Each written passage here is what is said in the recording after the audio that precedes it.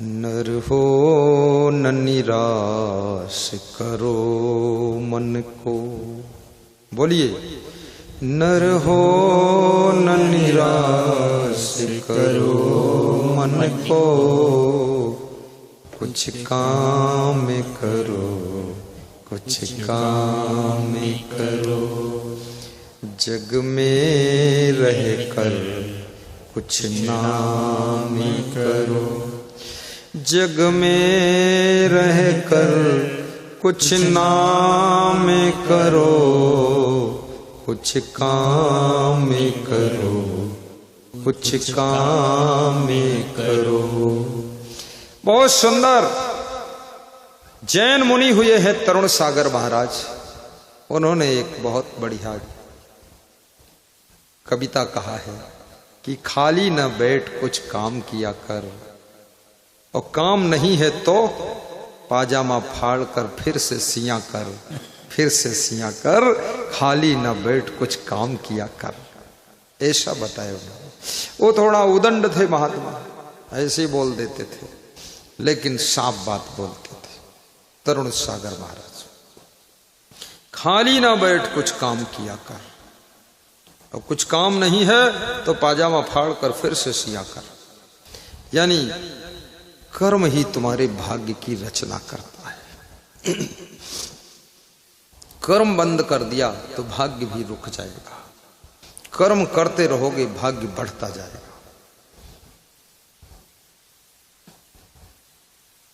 एक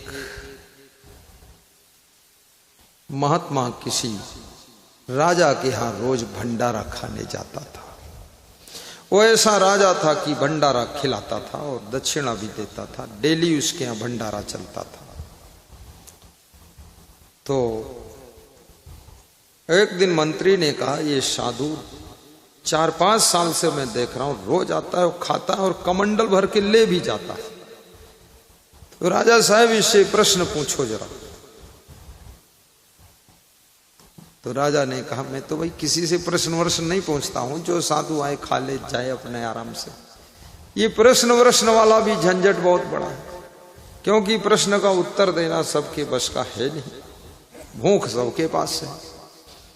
तो मंत्री ने कहा, इससे पूछो ये सवाल कि एक ही मुहूर्त में जन्म लेने वालों का भाग्य जुदा जुदा क्यों होता है? एक ही माता पिता की संतान की किस्मत अलग अलग क्यों होती है, ये पूछो। तो राजा ने पूछ लिया, मंत्री ने उकसा दिया। अब वो महात्मा डर गया, उसको उत्तर मालूम नहीं था। तो अगले दिन वो महात्मा आया ही नहीं, और खाने को कुछ था नहीं, तो व्रत रहकर अपने कुटिया में पड़ा रहा। तो राजा ने कहा, वो महात्मा आया कि नहीं आज? बोले, आज नहीं आया।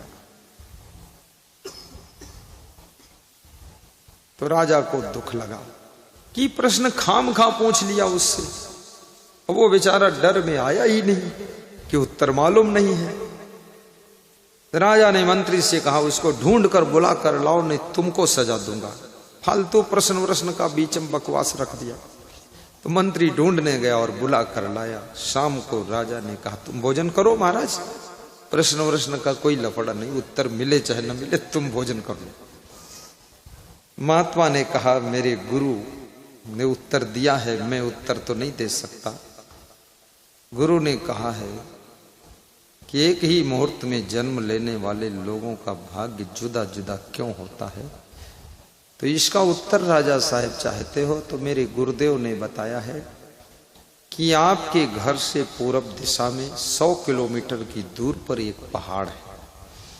उस पहाड़ पर एक व्यक्ति बैठा है जिसके दाढ़ी है, जटा है, वो इसका उत्तर देगा इस प्रश्न का। राजा ने भोजन खिलाया, दक्षिणा दिया, वो साधु चला गया। और राजा सवेरे उठ करके घोड़ों पर बैठ करके पहाड़ के पास पहुंचा और मंत्रियों के साथ, सिपाहियों के साथ पहाड़ के ऊपर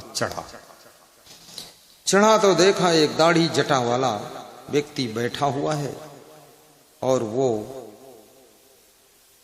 कोयला, आग की लकड़ी जलाकर कोयला बनाकर खा रहा है। तो राजा ने कहा ये तो पागल टाइप का आदमी, ये उत्तर क्या देगा। तो राजा ने पूछा कि मैं आपके पास एक प्रश्न लेकर आया हूं, एक ही मुहूर्त में, एक ही घर में, एक ही माँ बाप से जन्म लेने वालों का भाग्य जुदा जुदा क्यों होता है। तो उसने कहा आप इसका उत्तर जानना चाहते हो तो और पूरब दिशा में 100 किलोमीटर चले जाइए, एक दूसरा पहाड़ मिलेगा, उस पर एक और महात्मा जैसा व्यक्ति बैठा है, वो उत्तर देगा। राजा वहां पहुंचा, जाकर वहां देखा वो जो बैठा था वहां मुंडन कराए हुए बैठा था, सब बाल घोटा कर, और वो अपने ही शरीर का मांस नोच कर खा रहा था, नोच नोच कर खाता था। राजा को लगा ये तो पूरे ही मूर्ख है, पागल है, ये उत्तर क्या देगा। लेकिन राजा ने सोचा आ चुका हूं तो पूछ लेता हूं। और मंत्री पर भीतर भीतर राजा गुस्सा हो रहा था, ये मूर्ख कहां बवाल फालतू प्रश्न याद रखना, ज्यादा प्रश्न के चक्कर में भी बहुत उलझन हो जाती है, इसलिए बहुत ज्यादा खोद खोद के तालाब मत बनाइए, जितना गड्ढा है उसी को पाटिए, बाकी ज्यादा तिकड़म बनाओगे। लोग कहते हैं हम बाल की खाल निकाल देते हैं, बाल में खाल होती नहीं, निकालोगे कैसे। तो ज्यादा बाल खाल ना निकालो, नहीं तुम्हारी खुद की खाल निकल जाएगी। ये सब बहुत तर्क वितर्क बकवास। तो पूछा राजा ने, तो उसने बताया इसका उत्तर आपको, पहाड़ से नीचे उतर जाओ, एक गांव है, वहां पर एक 8 साल का बालक है, वो उत्तर देगा, वो बीमार पड़ा है। राजा पहाड़ से नीचे उतरा, गांव में गया और ढूंढा, भाई कोई 8 साल का बालक है जो बहुत दिनों से बीमार है, न ठीक हो रहा न मर रहा है, कौन है, किसके घर में है। तो लोगों ने बताया बहुत दिनों से बीमार है। राजा वहां पहुंचा तो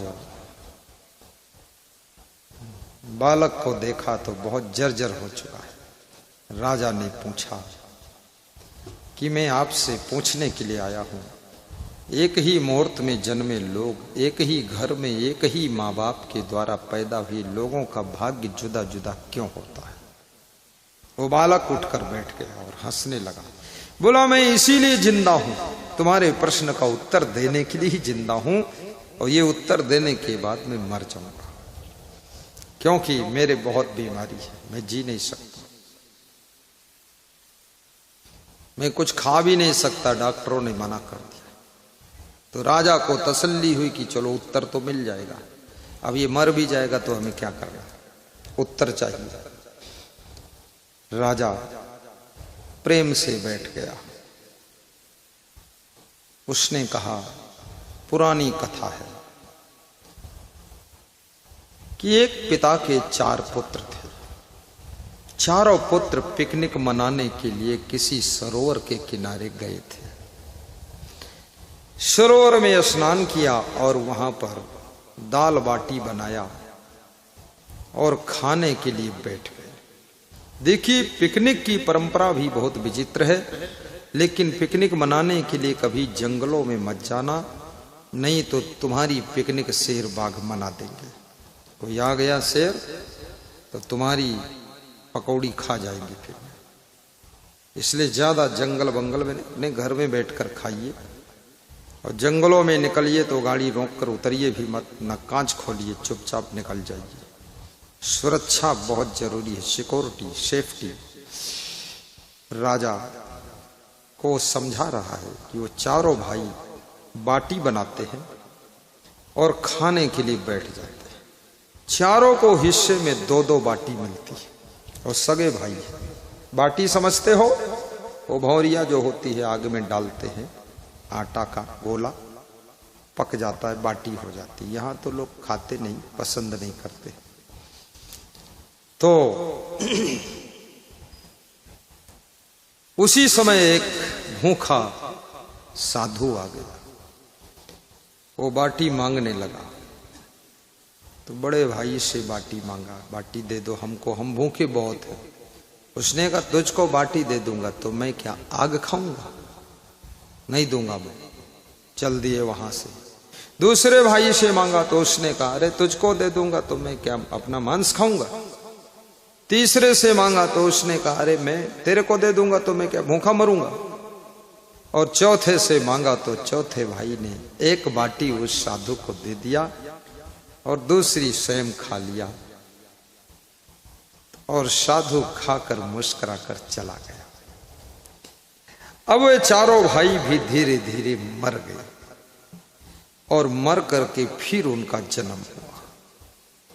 फिर जब जन्म हुआ तो जिस भाई ने बाटी मना कर दिया था कि तेरे को दे दूंगा तो मैं क्या आग खाऊंगा, वो आधा पागल होकर के प्रथम पहाड़ पर आपको मिला था